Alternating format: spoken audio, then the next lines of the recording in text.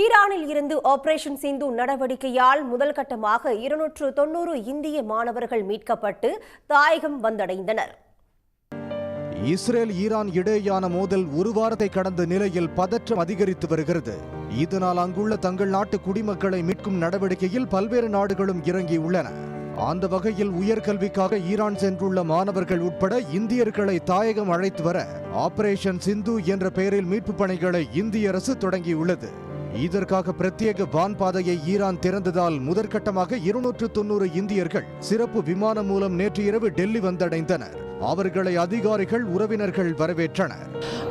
The situation in Tehran was quite devastating. At first we didn't expect this will escalate to this much, but somehow the operation Sindoor, it was so successful. I couldn't believe the Indian embassy has done this much effort for us, because we all Indian Kashmiris are really thankful to the Indian government.